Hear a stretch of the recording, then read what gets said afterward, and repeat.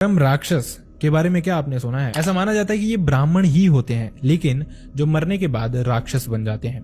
जो ब्राह्मण जीते जी जिनको वेदों का या फिर मंत्रों का बहुत अच्छे से नॉलेज होता है, लेकिन जो इन चीजों का यूज किसी का बुरा करने के लिए करते हैं, वही मरने के बाद अक्सर ब्रह्म राक्षस बनते हैं। और ऐसा माना जाता है कि मरने के बाद भी इनको इनके पिछले जन्म का सब कुछ याद रहता है, चाहे वो वेदों का नॉलेज हो, चाहे वो मंत्रों का नॉलेज हो। हनुमान चालीसा जैसी चीज से भी ब्रह्म राक्षस को डर नहीं लगता, और इनका जिक्र भगवत गीता में भी किया गया है और साथ ही शिव पुराण में भी किया गया है। लेकिन यहाँ तक ये चीजें सिर्फ सुनी सुनाई है, लेकिन आज मैं आपको एक उत्तराखंड का रियल इंसिडेंट भी बताने वाला हूँ, जो कि हमारे साथ शेयर किया यश ने।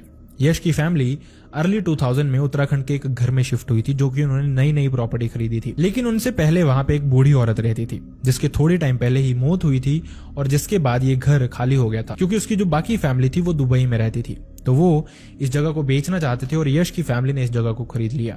इस प्रॉपर्टी में ही इनके घर के जो गेट था उसके पास ही एक पीपल का पेड़ था, जो कि बहुत ही ज्यादा पुराना था और जिसके नीचे ऐसा लगता था कि शायद वो बूढ़ी औरत पूजा भी करती थी। लेकिन यश की फैमिली ने इन चीजों को इतना सीरियसली लिया ही नहीं, क्योंकि वो पंजाब के रहने वाले थे। उनके दिमाग में इतना इस चीज को लेके था नहीं कुछ।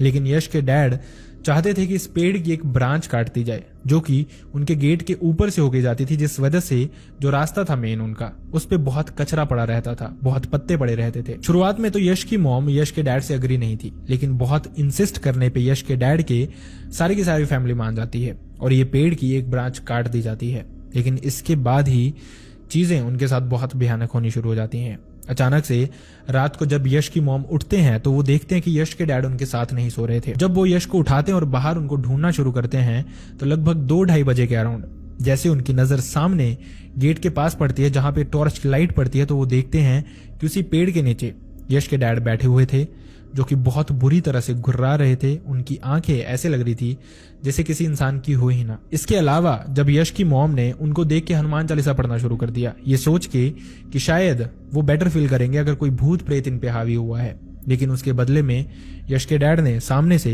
ये हनुमान चालीसा पढ़ना शुरू कर दिया, वैसे के वैसे ही। और ये जो आवाज थी ये बहुत ही भयानक थी उनकी। इसके अलावा जो जो चीजें उनके साथ हुई वो और भी ज्यादा भयानक थी।